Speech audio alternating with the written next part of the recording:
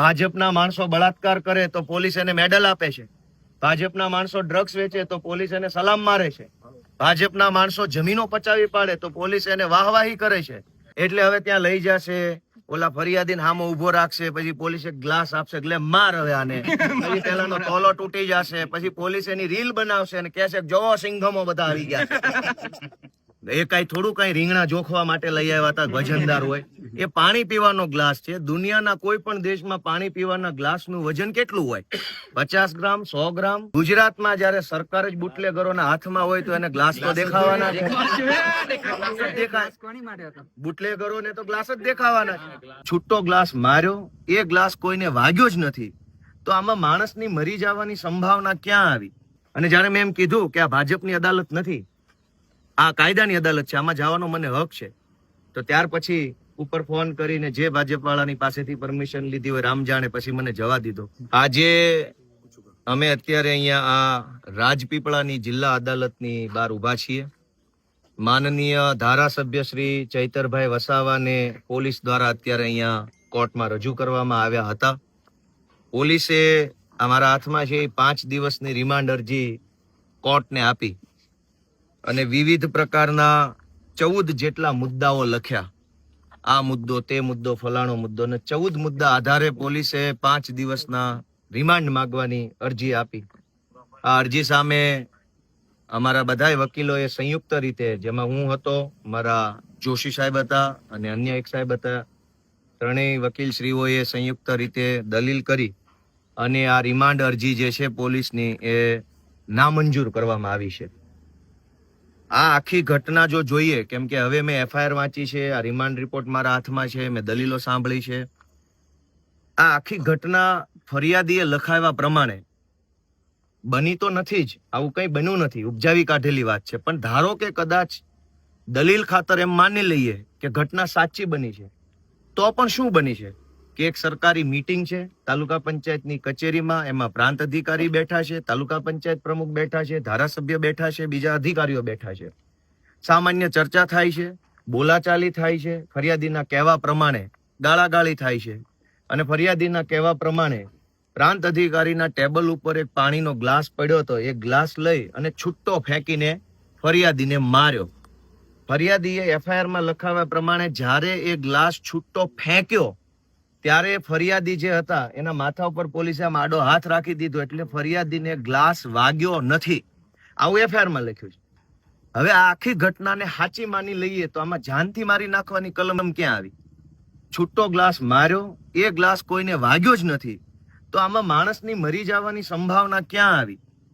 307 એટલે કે નવી કલમ એની જે છે 109/1 કાઉન્સમાં, એ જાનથી મારી નાખવાની કોશિશ કરવાનો ગુનો છે.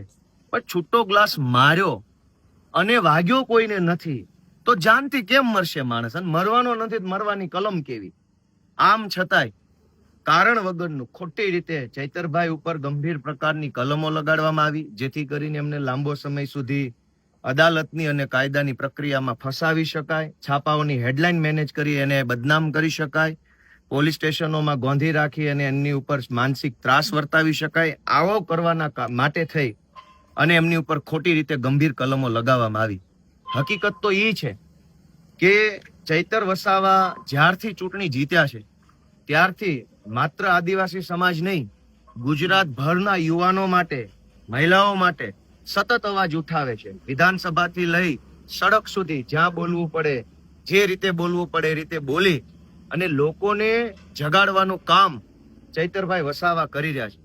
લોકોને મદદ કરી રહ્યા છે, લોકોને હિંમત આપવાનું કામ કરી રહ્યા છે. એ વાત ભાજપને ખટકે છે. અને એટલે થયું એવું કે આ કહેવાતી જે ઘટના બની છે ગ્લાસ ફેંકીને મારવાની, એ ઘટના 12 વાગ્યા આસપાસ બની એવું કહેવામાં આવે છે કાગળ ઉપર. ઘટના બન્યા પછી સૌથી પહેલા પોલીસ સ્ટેશને ધારાસભ્ય ચૈતર વસાવા પોતે ગયા. 1:30 વાગે ચૈતર વસાવા પોલીસ સ્ટેશને ગયા.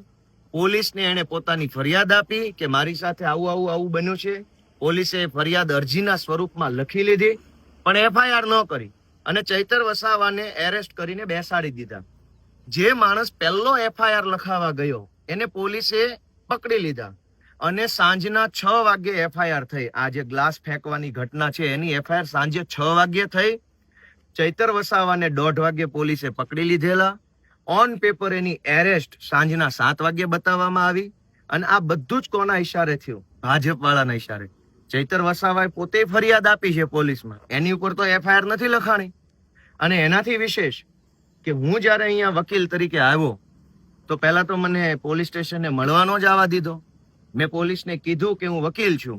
વકીલને અધિકાર મળેલો છે. વકીલ છે એ કાયદા પ્રમાણે, એડવોકેટ્સ એક્ટ પ્રમાણે કોર્ટ ઓફિસર છે. અને માત્ર કોર્ટની અંદર નહીં, કોર્ટની બહાર ગમે ત્યાં વકીલ છે એ કોર્ટનો અધિકારી છે. વકીલને રોકી શકાય નહીં.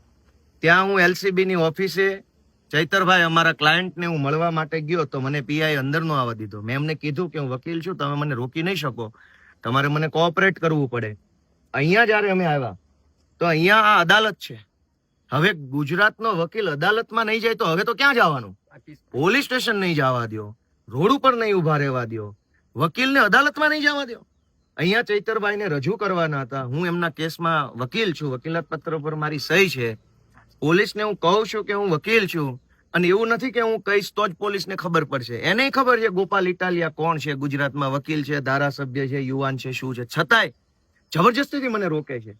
અને જયારે મેં એમ કીધું કે આ ભાજપની અદાલત નથી, આ કાયદાની અદાલત છે, આમાં જવાનો મને હક છે, તો ત્યાર પછી ઉપર ફોન કરીને જે ભાજપ વાળાની પાસેથી પરમિશન લીધી હોય રામ જાણે, પછી મને જવા દીધો.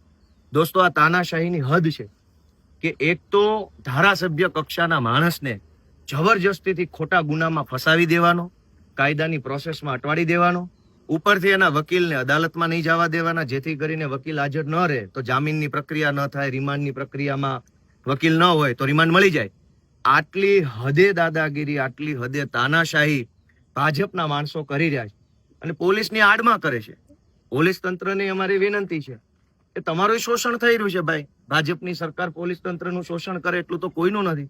તો શા માટે ભાજપની આવી રીતે આપણે કામગીરી કરવી જોઈએ? આજે આ રિમાન્ડ અરજીમાંથી હું 2-3 વાત વાંચી સંભળાવું તમને કે પોલીસે જે રિમાન્ડ અરજી મૂકી છે એમાં એને પહેલા નંબરનો મુદ્દો એવો લખ્યો છે કે ચૈતર વસાવાએ કાચના વજનદાર ગ્લાસ વડે મારી નાખવાના ઈરાદે આ કામના ફરિયાદીને છૂટ્ટો મારેલ છે. જે કાચનો મજબૂત ગ્લાસ, આ વાક્ય શું કહે છે કે કાચનો વજનદાર ગ્લાસ વડે મારી નાખવાના ઈરાદે. પહેલી વાત તો ગ્લાસ હોય ગ્લાસ હોય, વજનદાર ન હોય. એ કઈ થોડું કઈ રીંગણા જોખવા માટે લઈ આવ્યા હતા વજનદાર હોય? એ પાણી પીવાનો ગ્લાસ છે. દુનિયાના કોઈ પણ દેશમાં પાણી પીવાના ગ્લાસનું વજન કેટલું હોય? 50 ગ્રામ, 100 ગ્રામ, 70 ગ્રામ કેટલું હોય? કાચનો ગ્લાસ હોય 80 ગ્રામ વજન હોય. કેટલું હોય? છતાંય પોલીસે એવો શબ્દ ભાજપના કહેવાથી વાપર્યો કે કાચના વજનદાર ગ્લાસ વડે મારી નાખવાના ઈરાદે આ કામના ફરિયાદીને છૂટ્ટો મારેલ હોય. કોઈને ગ્લાસ છૂટ્ટો મારો તો મરી જાય એવું ભારતના ઇતિહાસમાં આપણે તો સાંભળ્યું નથી. ગ્લાસ મારવાથી કોણ મરી જાય? ગ્લાસ મારવાથી માણસ જાનથી મરી જાય. પોલીસને એવું લાગતું નથી કે હાસ્યાસ્પદ વાત લખીને આપણે અદાલતમાં જઈ રહ્યા છે, પણ એમાં ભાજપ વાળા કે એટલે લખી નાખે કાચનો મજબૂત ગ્લાસ. એટલે કેવો મજબૂત? એટલે કેવો ગ્લાસ આવે? તમે સમજો કે આખી એફઆઈઆર માં ગ્લાસ, કાચનો ગ્લાસ, મજબૂત ગ્લાસ, વજનદાર ગ્લાસ, સ્ટીલનો ગ્લાસ, આવું જ લખ્યું. અવડા મોટા. અને હા, ગુજરાતમાં જયારે સરકાર જ બુટલેગરોના હાથમાં હોય તો એને ગ્લાસ તો દેખાવાના છે. બુટલેગરોને તો ગ્લાસ જ દેખાવાના છે. બીજો વાક્ય વાંચીએ આપણે. બીજો એને પોલીસમાં જે લખેલું છે તમે વિચારો કે હાલના કામના આરોપીએ એટલે કે ચૈતરભાઈ વસાવાએ પ્રાંત સાહેબની ઓફિસમાં ચાલુ મીટિંગમાં આવું કૃત્ય કરેલ છે. જેથી કોઈ આગોતરું આયોજન કરીને આ કૃત્ય કરવાની કોઈ રણનીતિ છે કે કેમ? હવે આગોતરું આયોજન જ જો મારી નાખવાનું કર્યું હોય તો ગ્લાસ મારે, છરો મારે? પોલીસ હજુ એ જાણવા માંગે છે, અદાલતમાં એવું લખીને આપે છે કે આ મારી કાચનો ગ્લાસ ફેંકીને મારી નાખવાની ઘટના કઈ આગોતરું આયોજન હતું? મારી જ નાખવાનો હોય ને આગોતરું જ આયોજન હોય તો કાચનો ગ્લાસ મારવાનો, લોઢાન છરો મારવાનો? આટલી સિમ્પલ કોમન સેન્સ વગરના વાહિયાત નોન સેન્સ સવાલો લઈને ભાજપના કહેવાથી પોલીસ અધિકારી અદાલતમાં ઉભા હતા. બોલતાય શરમ નહીં આવી હોય કે આવા પ્રશ્નો પૂછવાના કે ગ્લાસ મારવાનું ષડયંત્ર કેવું હોય? એ તો ત્યાં પીવાનો ગ્લાસ. અને આ ઘટના સાચી છે કે ખોટી છે એ સિવાય હજુ એક એને પ્રશ્ન એવો પૂછ્યો છે કે આ કામના આરોપીને સાથે રાખીને ડેડિયાપાડા સબ ડિવિઝન કચેરીમાં સદરહુ ગુનો કઈ રીતે આચરેલ છે તે બાબતે રીકન્સ્ટ્રક્શન કરવાનું છે. એટલે હવે ત્યાં લઈ જશે, ઓલા ફરિયાદીને સામે ઉભો રાખશે, પછી પોલીસ એક ગ્લાસ આપશે, એટલે માર હવે આને, પછી પેલાનો તોલો તૂટી જશે, પછી પોલીસ એની રીલ બનાવશે અને કહેશે જોવો સિંઘમો બધા આવી ગયા છે. આ કેવો તમાશો છે? મેં પોતે જજ સાહેબને કીધું કે સાહેબ આ રીલ બનાવવા માટે થઈને રિમાન્ડ માંગે છે. રીકન્સ્ટ્રક્શનના નામે આ બધા રીલો બનાવીને ભાજપમાંથી મેડલ લેવાની કોશિશ કરી રહ્યા છે. આ શબ્દમાં મેં રજૂઆત કરી કે સાહેબ આ રીલ બનાવવાના ચક્કર છે. શેનું રીકન્સ્ટ્રક્શન? જે સરકારી કચેરીમાં આ કહેવાતી ઘટના જો ખરેખર બની હોય તો ગ્લાસ ત્યાં પડ્યો નથી, ઓફિસ ત્યાં માણસો નથી, ખુરશી નથી, બધું સાફ સફાઈ પૂરું થઈ ગયું છે કાલે ને કાલે. હવે શેનું રીકન્સ્ટ્રક્શન? તો એક ધારાસભ્ય પ્રકારના માણસને સાથે રાખી રીલ બનાવવાના ચક્કરમાં, છવાઈ જવાના, સિંઘમ બનવાના ચક્કરમાં પોલીસ આવા પ્રકારના વાહિયાત કારણો રજૂ કરીને રિમાન્ડ માંગે છે. અને આ સિવાય સૌથી પહેલી વાર કે એક એવું કારણ એમણે પોલીસે લખેલું છે આમાં કે ડેડિયાપાડાના ધારાસભ્યએ તાલુકાના પ્રમુખને મારી નાખવાના ઈરાદે જીવલેણ હુમલો કર્યો, ગ્લાસ ફેંકીને. જીવલેણ, ગ્લાસ મારો એટલે માણસ મરી જાય. એ જીવલેણ હુમલો કરી પોતાની અલગ છાપ ઊભી કરવા સારું આ કૃત્ય કર્યું છે. એ છાપ ઊભી કરવાના કૃત્યની ઊંડાણપૂર્વક તપાસ કરવાની છે. હું ઊભો તો મેં જજ સાહેબને વિનંતી કરી કે સાહેબ ગુજરાતના 6 કરોડ લોકોમાંથી માત્ર 182 લોકો ધારાસભ્ય બની શકે છે. કરોડો લોકોનું સપનું હોય છે ધારાસભ્ય બનવાનું, નથી બની શકતા. ચૈતર વસાવાને આદિવાસી સમાજે પૂરી તાકાતથી સંપૂર્ણ બહુમતીથી ધારાસભ્ય બનાવ્યા છે. હવે કઈ છાપ ઊભી કરવાની બાકી રહી ગઈ છે? ગલાસ માર્યો. પોલીસ એવું કહે છે કે પોતાની અલગ છાપ ઊભી કરવા માટે ગલાસ માર્યો. તો કઈ છાપ ઊભી કરવાની છે? ધારાસભ્ય બની ગયા છે. ગુજરાતના જે 182 મહત્વના જે લેજિસ્લેટર્સ છે એમાંથી એક તો બનેલા છે, એની છાપ છે. ગુજરાતના યુવાનોના મન ઉપર છાપ છે, આદિવાસી સમાજની અંદર એક છાપ છે. આટલી પ્રતિષ્ઠા ધરાવતો વ્યક્તિ છે, એની ઉપર પોલીસે ભાજપના કહેવાથી આવા આરોપ લગાવ્યા. એ બધા જ આરોપોનો અમે જડબાતોડ દલીલ સાથે તર્કબદ્ધ જવાબ આપ્યો છે. પોલીસે આવા હાસ્યાસ્પદ કારણો રજૂ કર્યા છે, વાહિયાત કારણો રજૂ કર્યા છે. ચૈતર વસાવા જેવા લોકનાયકને, આદિવાસી ટાઈગરને ફસાવવા માટે થઈને આવી હાવ બાળકો જેવી રમતિયાળ વાતો રિમાન્ડ રિપોર્ટમાં લખીને લાવીને કોર્ટમાં મૂક્યા છે. એના ઉપરથી સાબિત થાય છે કે આખી ઘટના ઉપજાવી કાઢવામાં આવી છે. આવી કોઈ ઘટના બની નથી. ચૈતર વસાવા ફરિયાદ આપવા ગયાની ફરિયાદ લીધી નથી. ચૈતર વસાવાના એડવોકેટને પણ રોકી રાખવામાં આવ્યા છે. આ પણ ગંભીર પ્રકારનો ગુનો છે. અમે કોર્ટમાં ફરિયાદ પણ આપેલી છે. ચૈતરભાઈ ફરિયાદી બન્યા છે. વકીલને રોકવા બાબતની ફરિયાદ કોર્ટ રૂબરૂ આપેલી છે. આ સિવાય ચૈતરભાઈને ધક્કા મારીને ઈજા પહોંચાડવામાં આવી છે, એની પણ ફરિયાદ અમે કોર્ટમાં લખાવેલી છે. આગળનો શું? આગળ સંઘર્ષ, અમારા તો જીવનમાં જ સંઘર્ષ છે, કેમ કે અમે વિરોધ પક્ષમાં છીએ. ભાજપના માણસો બળાત્કાર કરે તો પોલીસ એને મેડલ આપે છે.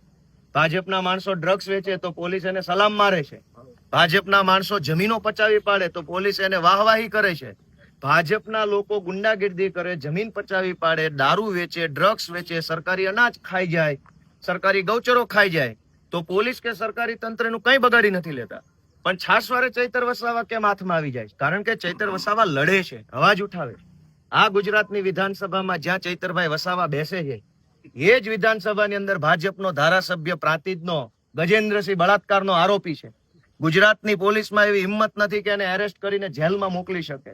આ ગુજરાતની અંદર મનરેગાનું કરોડો રૂપિયાનું કૌભાંડ થયું. અહીંના સાંસદ મનસુખ વસાવાએ પોતે કીધું કે ભાજપના માણસોએ હપ્તા લીધા છે. કા નર્મદા જિલ્લામાંથી પોલીસ અધિકારીઓ ભાજપના લોકોને મનરેગામાં એરેસ્ટ નથી કરતા.